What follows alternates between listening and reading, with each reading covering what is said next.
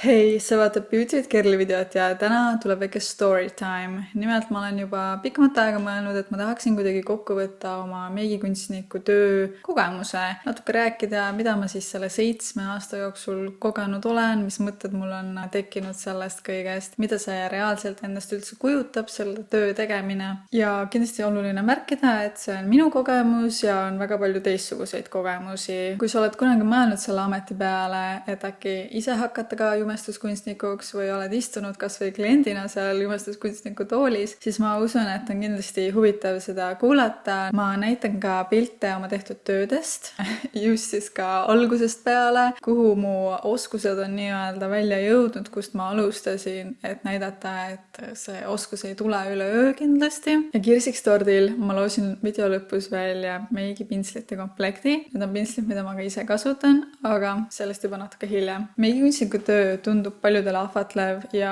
üldiselt ma olen väga rahul, et ma selle tee valisin. Ma olen õnnelik seda tööd tehes kindlasti, aga loomulikult kõik ei ole alati lilleline. Aga kuidas ma üldse meigini jõudsin? Minu jaoks tuli see töö tegelikult hästi loomulikult. Ma ei ole käinud üheski meigikoolis ega koolitusel. Ma olen kõik ise õppinud ja ma ei hakanud kindlasti meigikunstnikuks üleöö, aga meik hakkas mind huvitama juba sellest hetkest peale, kui ma sain vist kuskil seal 8. klassis oma esimese jumestuskreemi. Sellest muidugi on väga piinlik täna rääkida, mida me siis tegime.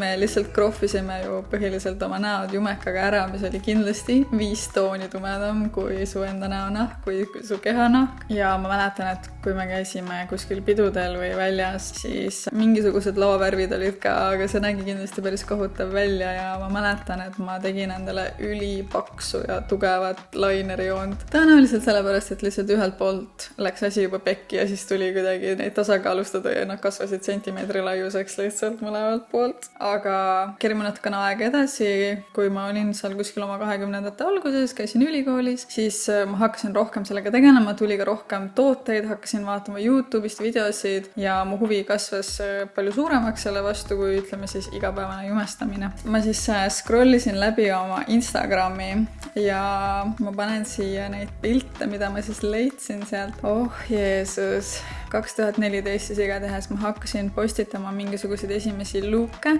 ja see on siin siis selline suht värvikas ja kehvasti hajutatud meik.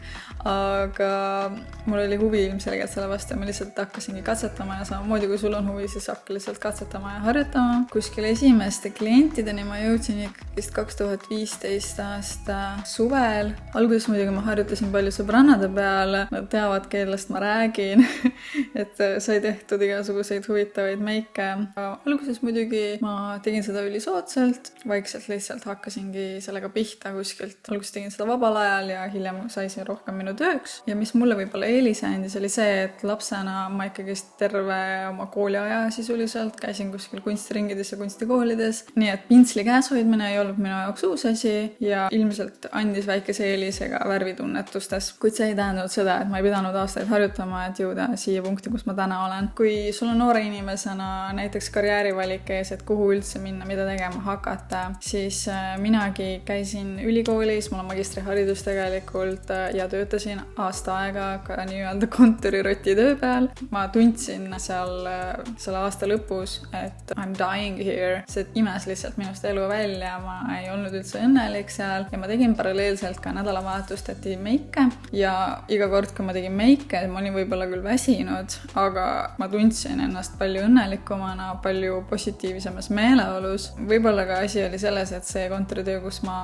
töötasin, oli väga negatiivse õhkkonnaga, aga asjad lähevad nii, nagu nad minema peavad elus. Nii et peale aastate aega, kui ma olin kontoritööd teinud, siis ma otsustasin, et ma lähengi iluvaldkonda üle ja minu jaoks ongi see osa parim sellest tööst, et sa saad nii palju positiivseid emotsioone kogeda. Kui klient on rahul sinu tehtud tööga, ta vaatab peeglisse, ta on juba, et jess, ma võin peole minna, ma nagu vaibin seda lihtsalt. See on hoopis teine, kui ta tuleb alguses, istub sulle tooli. Kui sa suudad võtta selle positiivse emotsiooni, ennast ka sellest laadida nii-öelda täis, siis see töö on suhteliselt nauditav. Sest tavaliselt ikkagist make annab sellise mõnusa enesekindluse boost'i ka mulle endale kindlasti. Aga tagasi algusesse minna korraks, siis algusaastatel kindlasti need meigid olid natukene tugevamad, natuke värvilisemad ka minu puhul kindlasti. Täna mulle meeldivad ikkagist rohkem neutraalsed meigid, aga see kindlasti sõltub ka trendidest. Ja üks selline trend, mis tuleb tugevalt esile nendest algusaastatest, kuskil siis 5-6 aastat tagasi kindlasti, olid need tugevad raamitud kulmud. Kõigil meigikunstnikutel oli Anastasia tippbrow ja kui sul seda polnud, siis mida sa üldse tegid?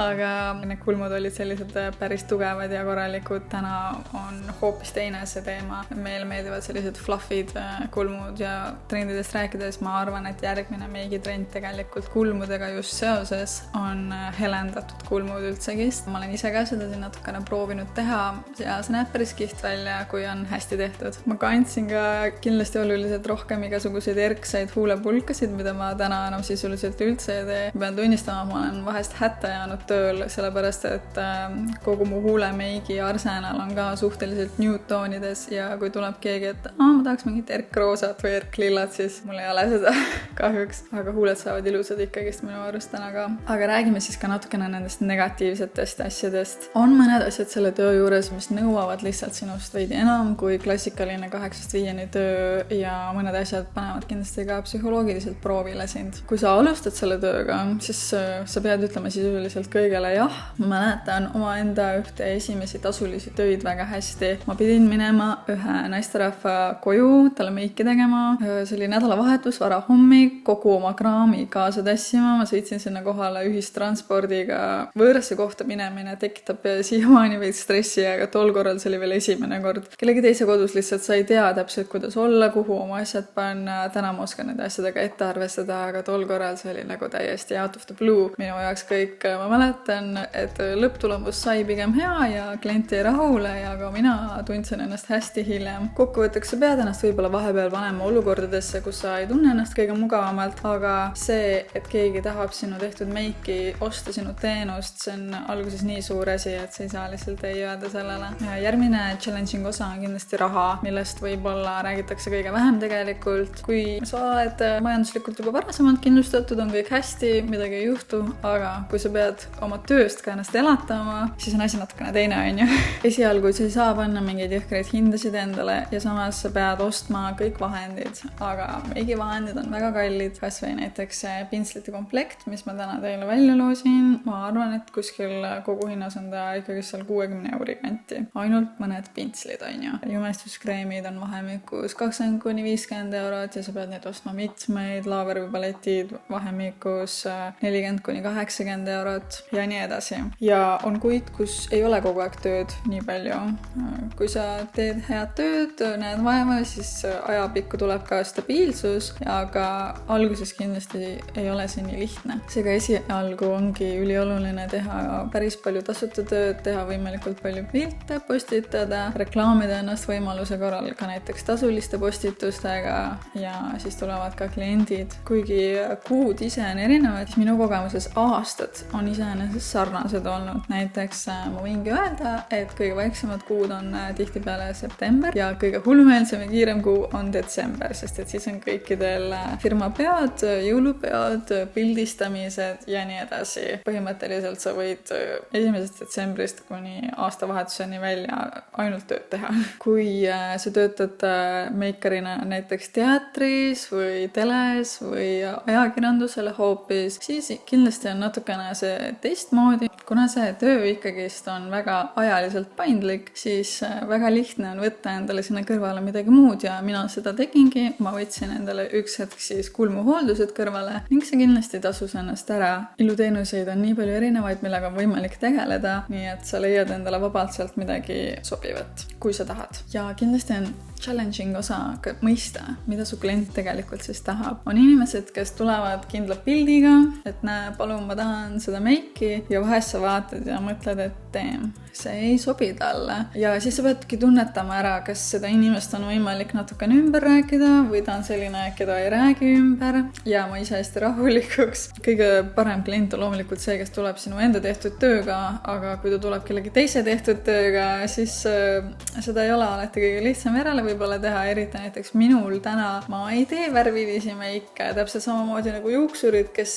teevadki ainult blonde, kes teevadki ainult brünette ja kes teevad selliseid värvilisi töid. Ja mõni klient tuleb, ütleb lihtsalt, et tee mind ilusaks ja sa pead tunnetama siis, milline ta inimesena on, kui palju ta tegelikult seda meiki sinna näkku tahab, kas ta tahab tugevamat, kas ta tahab pehmemat, millised toonid talle sobivad, vaatama talle silma, vaatama tema näokuju ja see kindlasti tuleb aastate ja kogemusega. Sa üritad iga kord anda endast parima ja lihtsalt loodad, et klient jääb rahule, et sina jääd rahule. Mul ei ole õnneks olnud ühtegi sellist olukorda, kus ma peaksin terve meigi maha võtma. Kindlasti on olnud neid, kus ma olen pidanud natukene ümber tegema, sest klient näeb, et see pole päris see, mida ta ikkagi täna tahaks. Ja kindlasti on olnud ka neid olukordi, kus klient on ära läinud nii, et ta tegelikult ei ole rahul. Sest eestlane on tagasihoidlik ja ta ei julge alati kohe öelda. See on paratamatu, see on kõikide iluteenustega niimoodi. Lihtsalt võib-olla keegi väljendas ennast valesti või keegi jõudis inimese juurde, kes ei pakugi seda, mida ta ootab. Mul on ühe korra juhtunud seda, kus oli üks lõpetaja, kes kirjutas mulle mõned päevad hiljem, et kuule, see meik, mis sa tegid, oli väga katastroofiline, pidin kõik maha pesema ja muidugi see mõjus mulle ka väga raskelt ja muserdavalt, aga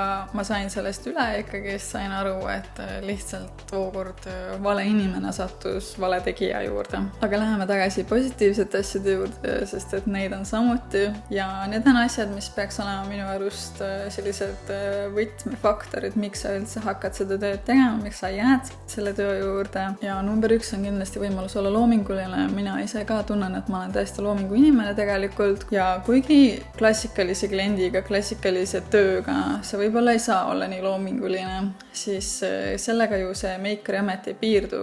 Väga palju ikkagi toimub iseenda peal katsetamist, harjutamist, modellide peal katsetamist, harjutamist, kus saabki siis uusi erinevaid tehnikaid testida, värve, kombinatsioone, mingisuguseid tooteid, sellepärast et kui klassikaline klient tuleb sulle tooli, ütleb, et ma tahan nüüd tunni aja pärast olla valmis, siis sa pead seal esimese 5 minutiga juba tegelikult teadma, mida sa teed ja sa ei saa väga palju seal mõelda ja proovida ja katsetada. Kui ma ise endale teen meiki vahest rahulikult või modellidele enne pildistamist, siis ma võin meiki teha vabalt 2 tundi või isegi kauem. Seal ongi see vahe sees, et saan natukene mõelda ja proovida erinevaid asju võib-olla ja proovida võib-olla midagi uut. Aga kui tuleb klient, kes maksab, kes tahab kindlaks kellaajaks valmis olla, siis ma ei kavatse tema aega raisata ja teen mõistliku ajaga talle täpselt selle, mida ta soovib. Ja siin võib-olla tookskingi välja, et ühed mu lemmikud meigid, mis ma läbi aegade olen teinud, ongi olnud erinevateks pildistamisteks, mida ma olen siis ise korraldanud. Miks ma ka täna nii vähe postitan igasuguseid erinevaid meike, mulle ei meeldi teha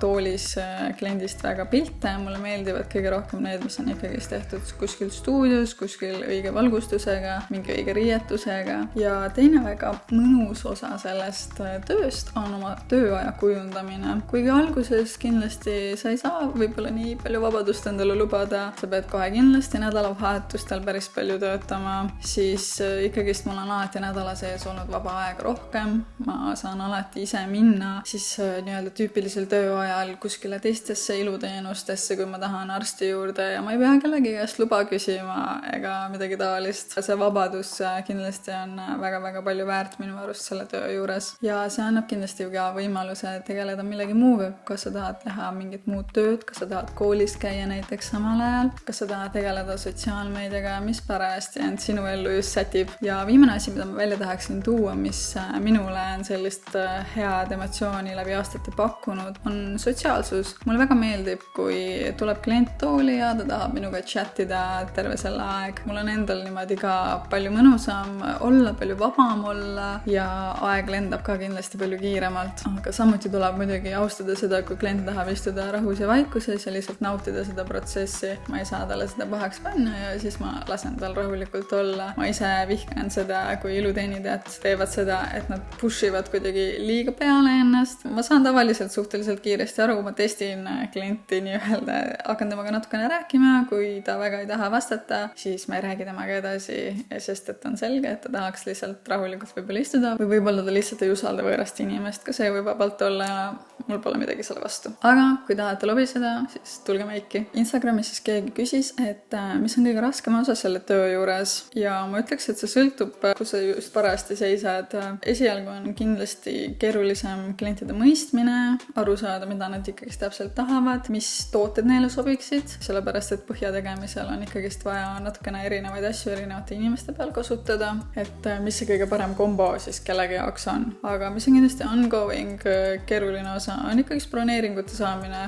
Mina olen lubanud endale seda, et ma postitangi vähem ja ei aja nii jõhkralt enda graafikut lõhki, aga tegijaid on täna turul palju ja konkurents on aina suurenev, ma ütleks. Nii et ikkagist kõigil, ma usun, on vahepeal selliseid hetki, kus nad mõtlevad, mul võiks olla rohkem bronne ja muidugi sellest rääkides hästi tüüpiline on see, et on alati mingid päevad, kus kõik tahavad su teenust saada ja sul lihtsalt ei ole nii palju aega, aga on mõned päevad, kus sa tahaks teha tööd, aga siis ei ole jällegist tahtjaid. Et see on paratamatu ja sellega tuleb arvestada ja kuidagi lihtsalt ennast majandada niimoodi, et sul on kogu aeg hea olla. Ja ebameeldiv osa sellest tööst on kindlasti oma tasu tagaajamine. Ma arvan, et siin mõistavad kõik teised iluteenindajad ka mind, millest ma räägin. Mul on olnud õnneks vaid mõned korrad, kus ma olen oodanud oma tasu paar nädalat ja keegi pole mulle lõplikult võlgu jäänud, mis on ka tore, aga isegi peale paari päeva see meeldetuletamine on juba väga ebameeldiv. Sellepärast ma alati eelistangi, et inimene maksab koha peal ära, sellepärast ma palungi tulla sulle rahaga, sest siis on see makse tehtud, ei saa juhtuda pärast seda, et oi, ma ei tea, miks see ülekanne üle ei tulnud. Lihtsalt seda inkassot mängida ei ole üldse mõnus. Kui sul on võib-olla mingeid küsimusi veel tekkinud selle töö kohta, siis vabalt kirjuta kommentaari ja ma vastan sulle. Aga nüüd läheme selle lõbusa osa juurde siis, ehk siis meigipintslite loos, mis ma teile lubasin. Ma kasutan täna päris mitmeid erinevaid brände pintsleid, aga üks, millega ma olen väga rahule jäänud, on Peaches Makeup. See on UK-st pärit üks väikse bränd. Ma otsustasingi teile välja loosida siis komplekti, mille ma olen ise kokku pannud. Siin on pintslid, mida ma reaalselt ise oma töös kasutan. Nad on praegu kilepakendis. Ma ei taha neid siit välja võtta, sellepärast et keegi hakkab reaalselt ennast jumestama nendega lõpuks. Aga ma natukene toon näiteid, mis pintslid siin siis on. Jumestuskreemi pintsel, väga hea highlighteri pintsel, siin on suur puudripintsel, kõikvõimalikud erinevad pintslid silmameigi jaoks, kreemkontuuri jaoks, blushi jaoks ja ka huulepintsel. Sa saad kogu oma meigi sellega tehtud ja kindlasti tasub osaleda, sest nende tellimine on tegelikult paras siuke hassle. Sealt lisandub mõnus saatekulu ja ka tollimaks, mis lisab sellise mahlase summa sellele hinnale otsa. Kui sa tahad selles loosis osaleda, siis palun subscribe'i seda kanalit ja jäta kommentaar. Sa võid sinna ükskõik mida kirjutada, osalen või anda kuidagi tagasisidet ja samuti saab lisaks osaleda ka Instagrami. Sa leiad juhised selleks selle postituse alt. Ma loosin võitja välja täpselt 2 nädalat peale selle video avaldamist, nii et kui sa vaatad seda hiljem ja vaatad, et kuupäev on juba möödas, siis kahjuks enam ei ole võimalik sul võita. Ja seekord ma teen tingimuseks selle, et kindlasti peab osalema siin YouTube'is, lihtsalt Instagramis annab see sulle lisapunkti, aga näiteks kui loosis tuleb sinu Instagrami osalemine esile, siis ma kontrollin ka YouTube'is tegelikult, kas sa oled ikka osalenud siin ka. Aitäh, et sa seda videot vaatasid. Kindlasti jätta ka like, kui see ei tee kuidagi liiga. Ja näeme juba järgmises videos. Tšau!